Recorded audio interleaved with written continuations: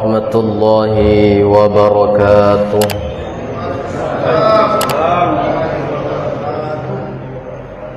الحمد لله رب العالمين. الحمد لله الذي أحيانا بعدما أماتنا وإليه النشور. أشهد أن لا إله إلا الله وحده لا شريك له، وأشهد أن محمدا عبده ورسوله لا نبي بعده. اللهم صل وسلم وبارك عليه وحبيبه وخليله، صلوات ربه وسلام عليه وبركاته، وعلى آل محمد وأصحابه ومن تبعه بإحسان إلى يوم القيامة. أما بعد.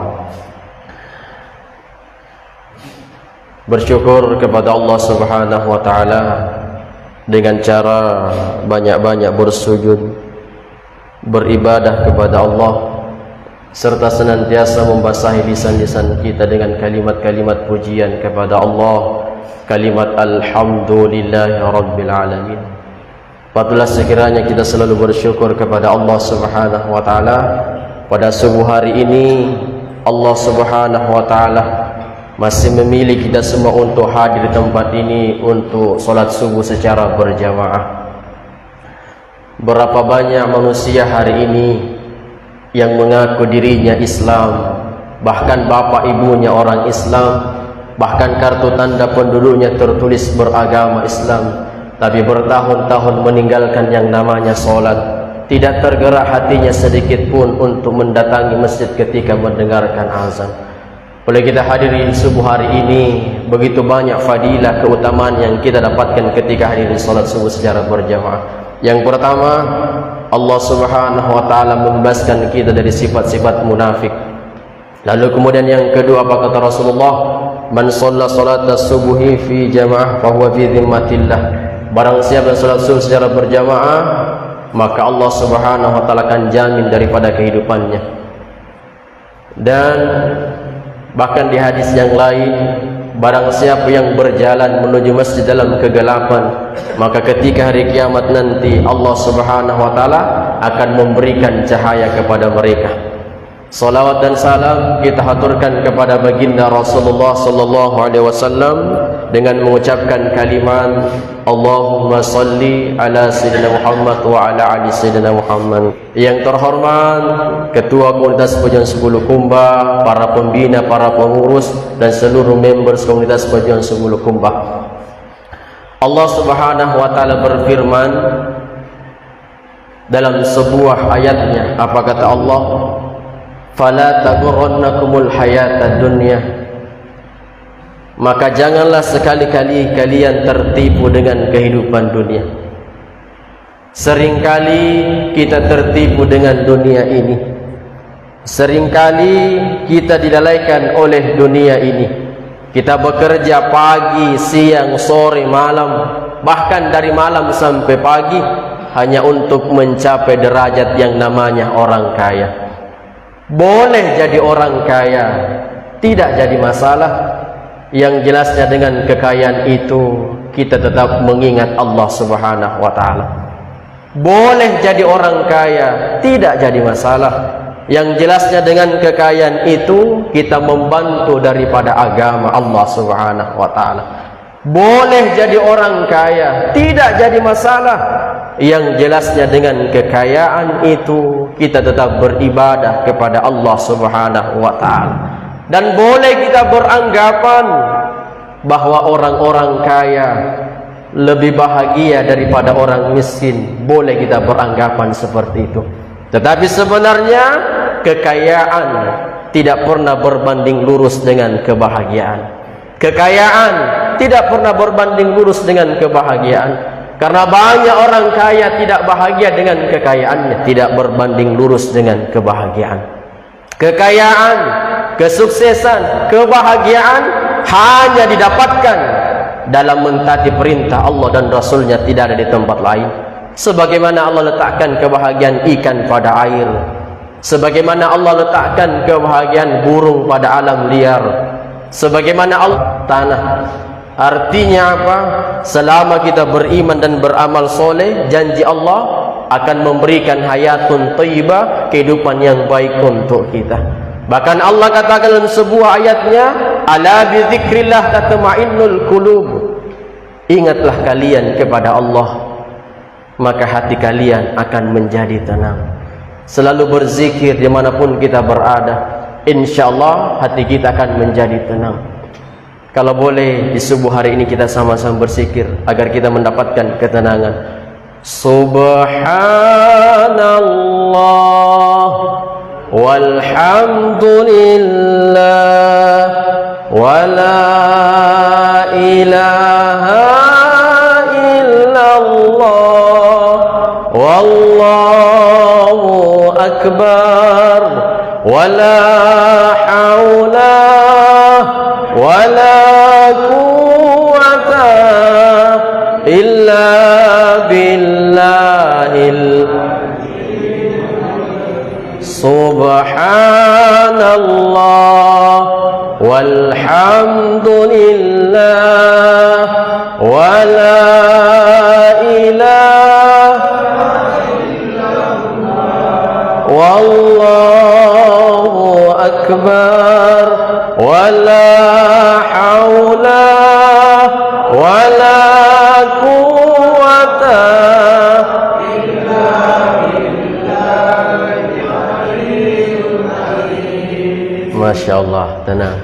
Selama kita beriman, beramal soleh, selalu ingat kepada Allah, maka yakin dan percaya kita akan mendapatkan ketenangan dari Allah Subhanahu wa ta'ala.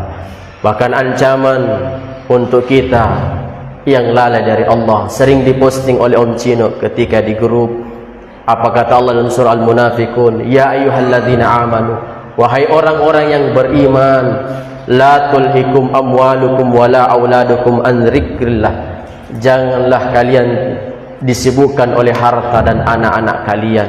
Siapa yang berbuat seperti itu, ulaika humul khasirun, maka mereka termasuk orang-orang yang merugi.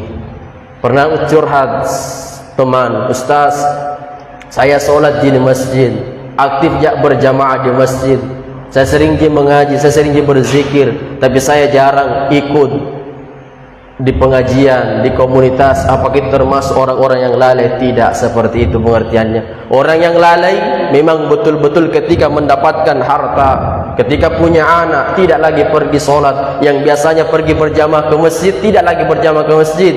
Yang biasanya mengaji disibukkan oleh anaknya dan hartanya, ia sibuk dan tidak mengaji lagi, maka itu termasuk orang-orang yang merugi di sisi Allah Subhanahu wa ta'ala, orang-orang yang lalai di sisi Allah Subhanahu wa ta'ala. Maka perlu kita renungkan bahwa kita di dunia ini hanya sementara, tidak ada yang kekal. Maka perlu sekiranya kita perbaiki ibadah kepada Allah Subhanahu wa ta'ala.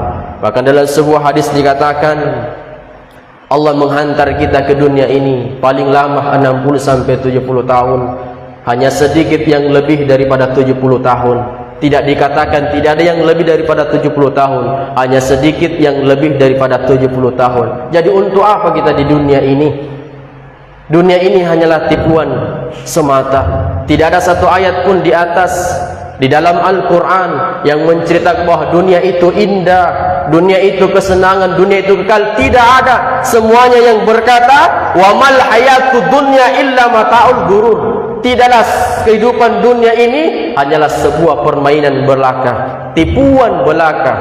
Maka jangan tertipu dengan dunia ini jamaah sekalian. Bahkan begitu banyak keindahan dunia sampai-sampai Allah jelaskan dalam surah Al-Imran ayat 14, Zuyyina lin-nasi hubbus syahawati minan nisa wal banin wal qanatiril muqantarati minadh dhahabi wal fiddah wal khailil musawwamati wal an'ami wal har dzalika mata'ul hayatid dunya wallahu indahu husnul ma'ab. Dijadikan indah pada pandangan manusia kesenangan dunia yang berupa perempuan, anak-anak, harta yang bertimpun berupa emas dan perak, binatang ternak, kuda pilihan, sawah dan ladang. Itu semua adalah kesenangan dunia. Di sisi Allah tempat kembali yang baik. Lalu kemudian Allah lanjutkan firman-Nya di ayat yang 15, Qul au nabbiukum bi khairin min dzalikum lilladzina taqaw inda rabbihim jannatun tajri min tahtihal anhar khalidina fiha wa azwajun mutahharatun wa ridwanun minallah wallahu basirun bil ibad. Katakanlah kepada mereka, Maukah saya tunjukkan sesuatu yang lebih baik daripada kehidupan dunia tersebut? Apa kata Allah? Orang-orang yang bertakwa di sisi Tuhannya, ia akan mendapatkan surga yang di bawahnya mengalir sungai-sungai. Mereka kekal di dalamnya. Mereka akan mendapatkan pasangan yang disucikan oleh Allah, yaitu bidadari. Dan dia akan mendapatkan keridhaannya Allah Subhanahu wa ta'ala. Sesungguhnya Allah melihat daripada hamba-hambanya. Siapakah orang yang beruntung, yang mendapatkan surganya Allah, lalu kemudian yang mendapatkan keridhaannya Allah, yang mendapatkan bidadarinya Allah Subhanahu wa taala. Allah lanjutkan firman-Nya di ayat berikutnya, alladzina yaquluna rabbana innana amanna faghfir lana dzunubana wa qina adzabannar. Yaitu orang-orang yang mereka berdoa, Rabbana, ya Tuhanku, innana amanna, sesungguhnya aku telah benar-benar beriman kepada Engkau, faghfir lana, ampunkan kami ya Allah, wa dzunuba wa qina adzabannar, selamatkan kami dari azab neraka ya Allah. Lalu kemudian siapa lagi kata Allah? As-sabirina was-sadiqina wal-qanitina wal-munfiqin wal-mustaghfirina bil ashar. Itu orang-orang yang bersabar, sabar dalam ketaatan kepada Allah, sabar dalam menjauhi daripada larangan Allah Subhanahu wa taala, sabar dalam menghadapi ujian musibahnya Allah Subhanahu wa taala. As-sabirin wal-qanitin, orang-orang yang taat kepada Allah Subhanahu wa taala. Baik banyak orang ia dalam keadaan taat maupun sendirinya ia juga taat dalam kepada Allah Subhanahu wa taala. Wal as-sabirin was-sadiqin wal qanitin. As-sadiqin itu orang-orang yang benar, mencintai kebenaran. Wal munfiqin, orang-orang yang menginfakkan hartanya di jalan Allah. Yang paling indah yang terakhir, wal mustaghfirina bil ashar, yaitu orang-orang yang meminta ampun, yang beristighfar di akhir-akhir malam. Ia selalu memohon ampun kepada Allah Subhanahu wa taala. Jadi itulah orang-orang yang beruntung di sisi Allah Subhanahu wa taala ketika mereka hidup di dunia. Jadi untuk apa kita hidup di dunia? Allah katakan, inna khalaqnal insan min nutfatin amsyaj nabtali faja'alnahu sami'an basira. Sesungguhnya kami, kata Allah, menciptakan manusia dari setetes air mani yang bercampur. Makanya kita jangan sombong, jangan sok. Kita sejatinya dari setetes air mani yang bercampur. Min sulalatin min tin, kita berasal dari tanah, makan dari saripati tanah, hidup di atas tanah, maka akan kembali dikubur ke tanah. Apa yang kita sombongkan di atas muka buminya Allah? Untuk apa? Nabtali, Allah akan memberikan ujian kepada kita, Allah akan memberikan cobaan kepada kita. Setiap kita manusia akan diberikan ujian cobaan yang berbeda-beda. Masing-masing kita punya ujian, tapi yakin dan percaya setiap ujian cobaan akan ada rencana terbaik dari Allah Subhanahu wa taala. Setiap kita punya ujian cobaan masalah, sandarkan kepada Allah, jangan sandarkan kepada manusia. Manusia punya batas kemampuan, tapi Allah tidak punya batas kemampuan. Ia maha segala sesuatu atas segala kehendaknya. Maka sandarkan kepada Allah. Kita harus ingat, manusia punya kendala, tapi Allah punya kendali. Manusia punya masalah, tapi Allah punya solusi. Tugas manusia hanya mengangkat tangan, biarkan Allah yang turun tangan. Tapi terkadang kita tidak fair kepada Allah. Tidak fairnya di mana? Maumu beribu-ribu tapi solatmu terburu-buru. Permintaanmu bukan main, tapi solatmu main-main.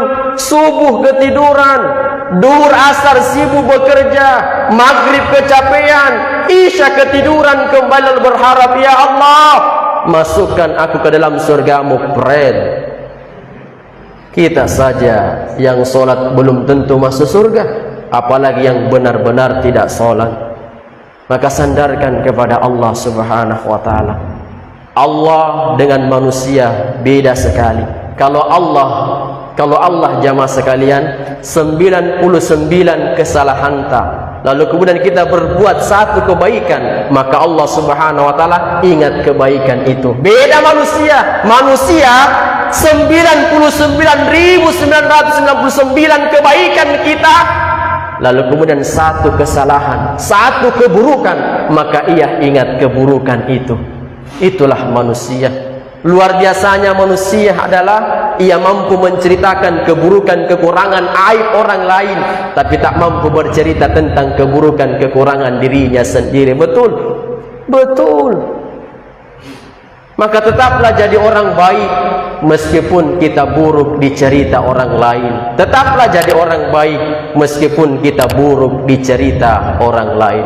Cukup sekian dari saya. Ada benarnya itu datangnya dari Allah Subhanahu wa taala, ada kesalahan dan kekurangan itu datangnya dari diri pribadi sendiri. Wallahul muwaffiq ila aqwamit thoriq. Assalamualaikum warahmatullahi wabarakatuh.